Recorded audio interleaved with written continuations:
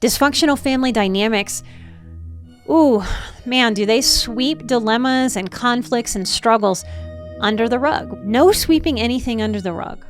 Now, if that sounds like a hard line and a hard boundary, we need some of those in life. Here's how we put this in boundaries format. I am willing to wait. I'm willing to sleep on it. I'm willing to look for help. I'm willing to do whatever, but I won't sweep anything important under the rug and just leave it there. We say the elephant in the living room. Once there's that elephant in the living room that's making messes all over the place and it's getting swept under the rug, there can be whole families, whole systems that are trying to live life around this elephant, tripping over the rug, all kinds of stuff under that rug. Dysfunctional families have a kind of endless lore. If you're part of one, you'll resonate with what I mean. There's no end to what we might find out from distant family people that we might run into over a lifetime.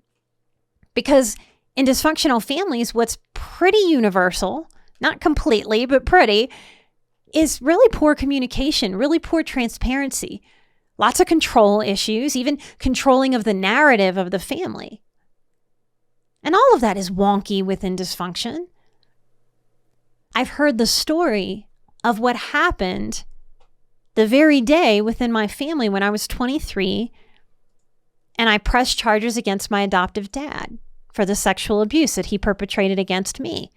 I think the first big court thing, whatever it was, I don't remember now, my family wanted me to go to dinner with them. They were really trying hard as I was trying to walk out of the courthouse to have this big scene of like, let's come together. And I just needed to get out of there. I needed to breathe. I needed some space. So I left with a boyfriend and I avoided the big old Catholic family scene that was coming after court. I was exhausted and zonked. So this distant relative went to the family piece of this at my mother's home. And she said to me that there were at least 20 people, maybe even as close to 30. I have a big old family. And they came together. But not one word was spoken about what was going on, about maybe what needed to happen or help that needed to be found or gotten or resources or living arrangements. There was absolutely not one word spoken. And I remember her telling me this, and I've done a lot of healing. If she'd have told me this, a couple years after, I would have had a different reaction, but from a place of groundedness, of peace, of nervous system integration. I heard this and honestly kind of chuckled because it was just another validation. Now, my family would tell you that's how they dealt with it. They came together. I'm here to say that families can be in a group kind of denial. They can decide in a way that is bizarrely, almost spookily unspoken that something's been dealt with, when there is a mountain to unearth beneath that rug, where the surface doesn't even get to begin to be scratched. If we want a healthy family system in the family that we're building, in the chosen family, in our friendships, we want to understand how important it is to deal with the truth of things now as they come, or they pile up. They get swept under that rug until everyone in a family system is tripping over it. But in that same nature of the families that will cram stuff under the rug, who will ignore that elephant in the living room, the nature of this is to not really deal. And so these systems don't deal very well with people tripping over the rug, even as they're tripping over these family struggles.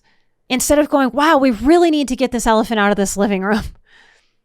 Or this rug is just a disaster area. We have got to get this smooth again, so that none of us are tripping. Instead, what we hear is, oh my goodness, what's wrong with these shoes? Or I must be dizzy today. I've really got to eat something. Instead of, there's an elephant in the living room and it's been taking shits for decades and we really need to clean this up and utilize a better system. So you get to decide in your life as a single person and as you relate to other people. Are you going to be somebody that deals or denies? That pretends that elephant isn't there, or just walks in and simply, there's simplicity again, y'all, goes, oh no, I am not trying to live with this elephant in the living room. You have this power. You really, really do.